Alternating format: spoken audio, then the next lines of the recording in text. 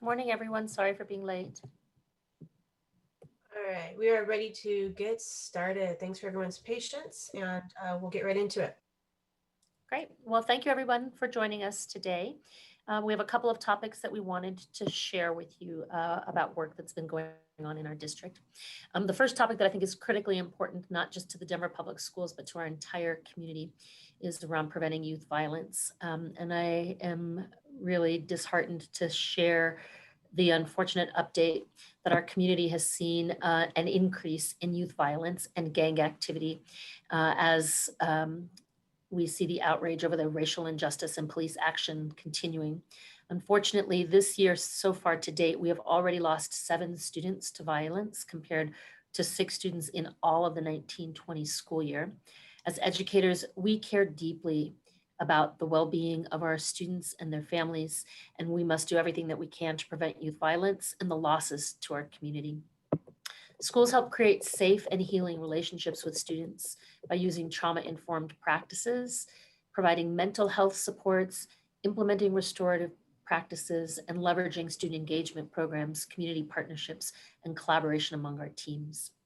Please help us by sharing the word about the many resources that are available to our students to stay safe, including Colorado's Safe to Tell program, which allows students and community members to reach out anonymously with any concerns. Reaching out to their schools, families and students can reach out to their schools for a list of the community resources and mentoring programs that we have available, and the 6 safe zones in Denver and 2 in Aurora that launched over the summer in neighborhoods that have seen higher levels of youth violence. Preventing youth violence is a community-wide effort, and the Denver Public Schools will continue its work to help bring about the end of this tragic loss of young lives. The second thing that we wanted to share is more information about our return to in-person learning plans. As you know, we were excited to begin welcoming back kindergarten, first grade, and special education students in kindergarten through 2nd grade beginning September 28th. From September 28th through October 2nd, kindergarten students and some first grade students, as well as our primary special education center program students, will return to in-person learning. From October 5th through 9th, all first grade students will begin to phase in for in-person learning. And finally, our students in grades 2 through 5 will begin returning to in-person learning on October 21st. For our middle and high school students, we're continuing our efforts to support our schools with scheduling supports and cohort guidance. We expect that our students in 6th through 12th grade will also return at the beginning of 2nd quarter to a mix of in-person and remote learning. As a reminder, we've asked our families to commit to their preferred learning option, either the fully virtual program or in person, by the end of this week. And we know many families have asked for information about what secondary in particular will look like. And this is one of the challenges. We actually do need to know what families are selecting, either in person or virtual, to be able to create the schedules to answer many of those questions. So if families have not answered that option, they will automatically be enrolled in the virtual program. So we'd love to open it up for any questions you may have.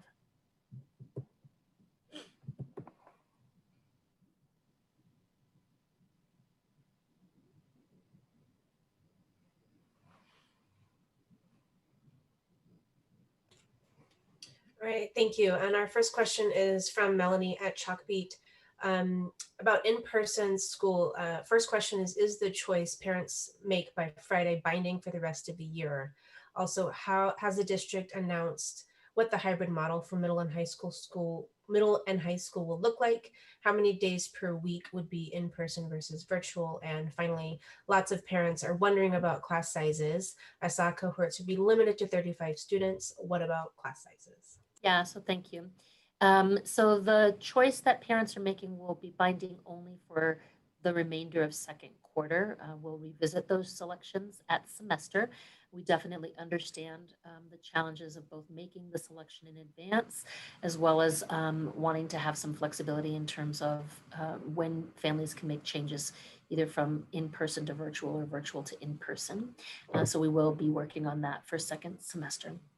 In terms of what it'll look like at the middle and high school levels, and I'll try to answer the two questions together. A lot of our scheduling really is dictated on the number of students who want to be in person and the requirements around the size of cohorts. We are very committed to maintaining small cohort sizes. And for our folks who are not as deeply engaged in the language around cohorts versus classes, a cohort would be the total number of students that can interact over the period of time when they're in person. Class sizes will likely be smaller than a cohort size, and class enrollment will largely be dictated by two factors: the number of students who are selecting in-person learning and the size of classrooms, so that we can ensure that there's a minimum of 3 feet of social distance between all students within a room. And so it's very likely that there will be fewer than 35 students in any specific class.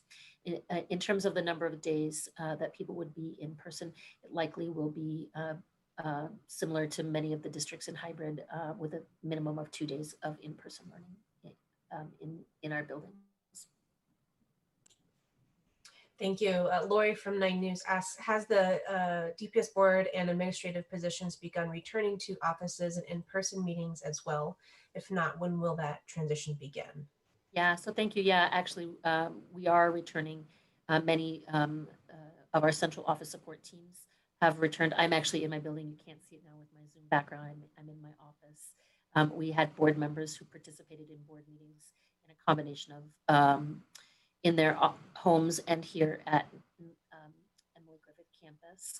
As a reminder, we are really working to enforce the expectation that adult meetings be handled virtually. We really want to limit the impact of exposure. And so we have asked all of our school teams as well as our support teams to reserve the time for in-person work, particularly in our schools, to the interactions with students and teachers in a cohort. For our adult staff who are working in our central office buildings, we still are following the governor's requirements around a maximum of 50% of a workforce in person at any given time in our offices. Our central offices are subject to the rules around all businesses, not specifically schools. And so at any given time, we will have fewer than our full staff working in our buildings, our support offices, to follow along with those guidelines. And we will continue to conduct our work with each other using technology. Thank you. And Kim asks, Cherry Creek High School and other schools, after seeing those positive cases, is there any concern about reopening? Yeah, and I think it's really, Cherry Creek is a really good example. Cherry Creek High School is a really good example of why we are approaching our work in our secondary schools with very explicit expectations around cohort sizes. The number of students who were exposed in Cherry Creek is larger than our cohort sizes, and the number of teachers as a result of that who need to go into a quarantine, not because they are actually sick, but just because they were exposed to students, is what has required the large number of students to shift into remote learning for the next 2 weeks, when teachers are impacted and have to go into quarantine, not because they're sick, but just because they've been exposed. It makes it incredibly challenging to host all of the schedules for students. And so many of the students in Cherry Creek are actually not exposed. They just aren't able to offer all of their courses in person because of the number of teachers. And so we think that's really helpful rationale for why we are maintaining small cohort sizes for our secondary students. We really want to minimize the impact of disruptions and maximize the opportunities that we have for in-person support for our students. In some schools and in some cases, that in-person support may be coupled with lots of ongoing virtual classwork as well, because we know we want to make sure that we are supporting our students with the full, robust course offerings that are so critical to their academic development, but really also emphasizing the opportunities for in-person access to caring educators, to interactions with peers, to the social emotional supports I think it's really heartening to hear from our students. We don't always hear from our students that they want to be in school, but it has been really gratifying to hear how ready and anxious kids are to be able to get back in school with their teachers. Thanks. And from Melanie with Chalkbeat, with regard to the 7 students lost to violence, is this since August 24th? I'll have to check and see. We've been keeping tabs both last year and this year, so I need to check and see if that includes numbers from the summer. But Melanie, we can get back to you on that. And when I'll read this next question from Jackie. So, ¿cuál va a ser el protocolo del distrito si alguien en el personal o un estudiante resulta enfermo con COVID-19 durante las clases presenciales? So, muchísimas gracias por la pregunta. Estamos trabajando con Denver Health sobre los protocolos de cuarentena y también de si una persona está si tiene COVID, esta persona tiene que aislarse, tiene que estar solos. Cualquier persona que estuvo en su grupo, los maestros o los estudiantes, también tienen que pasar a una cuarentena de 14 días. Y es muy importante, por eso estamos muy fijados en el tamaño del grupo de alumnos y estamos usando el número de 35 alumnos que pueden estar en un grupo y puede ser que tiene 2 clases con 20 personas en una y 15 en la otra que pueden mezclar o sea, por ejemplo, 2 clases de primer grado, los 2 clases se pueden tener interacciones, pero solamente si no es arriba de 35 personas para eliminar el riesgo o minimizar el riesgo de interrupciones por la causa de COVID. Thank you. And from Janet at 9 News, how has delaying the start of in-person learning helped DPS prepare? Have you been in contact with other schools who have already had in-person learning in place? Yeah, so thank you. I think it's been helpful in a couple of different ways, including being able to experience the learnings from districts that have opened prior to our opening. Certainly, you know, as the largest school district in Colorado, the amount of PPE and the work to prepare our buildings, many of which are significantly older than our surrounding districts' buildings, it really did give us the time to ensure that we had the ability to install plexiglass dividers, for example, in offices, to do all of the HVAC upgrades. Our board approved a $5 million expense to improve the filtration systems in all of our HVAC systems. It also has been really critically important, as you know, we are not able to use many of the cooling mechanisms in our buildings that lack air conditioning. And even this week, you know, we're midway through September, we're still experiencing days in the 80s. And certainly, you know, the week of Labor Day, we had weather in the hundreds even. And so without those cooling mechanisms, it would have been incredibly challenging to have students in person. And so it's helped us both to work with the weather, get the PPE, build out the plans without minimizing the impact of learning. We wanted to make sure that we were starting the year with a real focus on quality learning for our students and giving our schools the time to get ready for that gradual return to in-person learning while simultaneously focusing on significantly improved remote learning has been very beneficial for us. Thanks. And Melanie with Chalkbeat, has the district dug into the reasons why attendance in virtual classes has been higher for elementary students than middle and high school students and higher for white students than students of color? I'm sorry.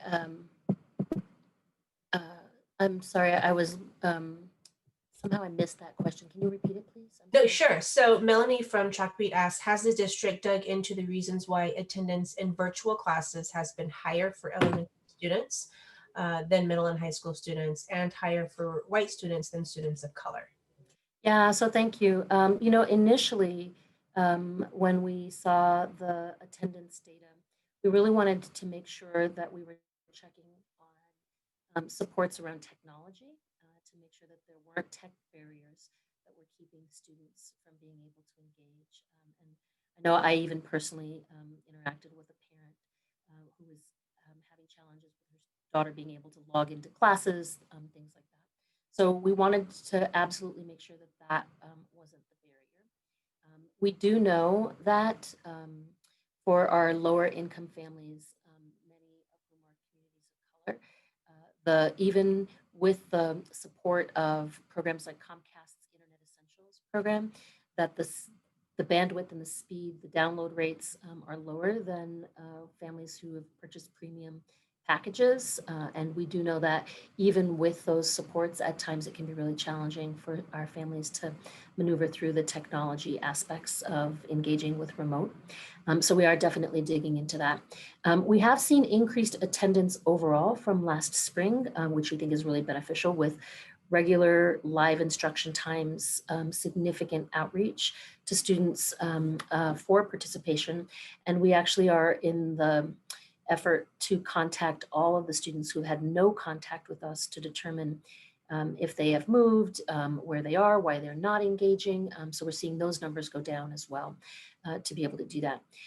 Typically we do see higher attendance in elementary than we do in middle and high school, and that's true in person as well as in this environment. It's really important, and we know and understand that for some of our students, particularly students in our pathway schools, many of them have gone to work to help support their families, and so we're really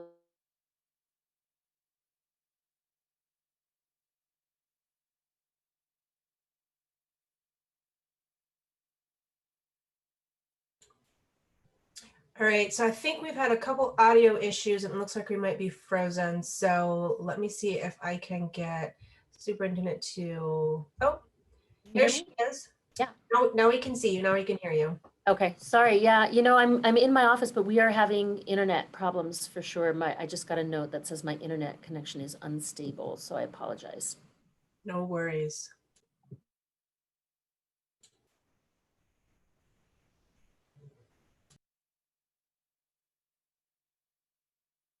Okay, looks like we might have lost you again. Give me just 1 second.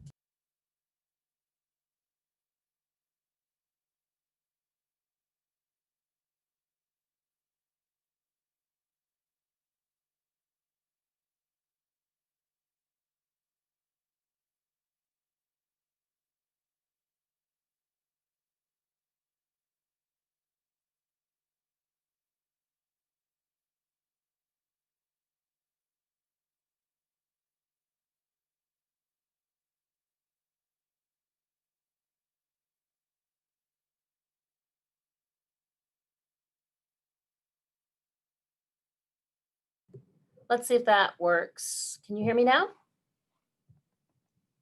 I can hear. I think we're good. Okay. Okay. I'm sorry, I'm not sure where we left off here. I think it was. Perfect. Yep. I was just saying that typically, even when we're in person, attendance at elementary is significantly higher than attendance at secondary. We are doing lots of outreach, both to students who have been participating but might be absent, as well as students who we believe are enrolled but have not yet verified or participated, because we know how critical it's going to be for kids to be engaged. And we're hopeful that as we return to in-person learning, that we will also see an increase in participation. Great. And then we do have a question from Jackie at Telemundo, if you want to take that in Spanish as well. You know what? Can you repost the question? When I rejoined, it lost the chat.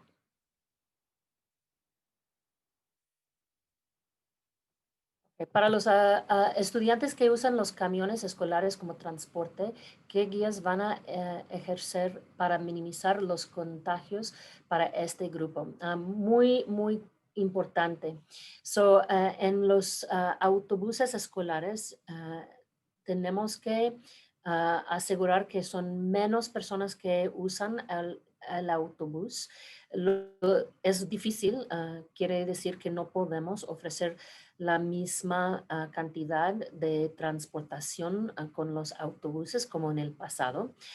Estamos asegurando que los alumnos que califican para transportación por razones de la educación especial o porque son en los programas de Newcomer Centers para los que están aprendiendo inglés como primer idioma, como segundo idioma y apenas han llegado, que ofrecemos transportación a ellos. También algunos en nuestras primarias, pero desafortunadamente no podemos ofrecer la misma cantidad de transportación para nuestros alumnos en la secundaria y preparatoria por la causa de que no se puede poner tanta gente en los autobuses. Great. And then our last question is from Lori at 9. You said most board meetings and admin staff will try to communicate as much as possible, being remote, but also curious to know how DPS can already be moving back to in-person learning for students while leadership is aiming to stay remote. In light of that, is leadership encouraging students to do the remote learning option as well? What would it have to happen to cause DPS to push the dates on in-person learning for each respective grade? Sure. And let me clarify, we're actually not asking staff members to stay remote. We're asking staff members when they are working in our buildings to continue to use technology for the purposes of interacting with other adults. And that is so that we can maintain as much of a healthy, safe environment for everybody who works in DPS. And so, as I mentioned, I'm in the office, my staff is in the office, we are interacting with each other.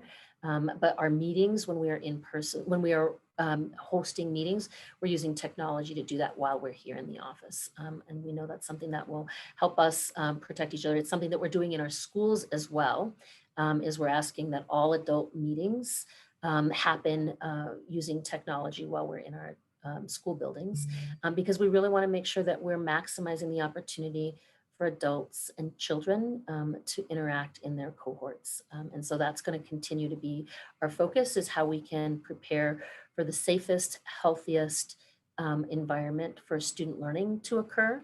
And we know that for many of our students, the right choice may be the 100% virtual program. We've spoken with many families who are deeply committed to that. And for other children, it is critically important that they get access to in-person supports. And so we want to make sure that we are focusing on how we can support everybody with the opportunities that work best for their learning style, for their learning needs, and minimize any potential disruptions from exposure to COVID.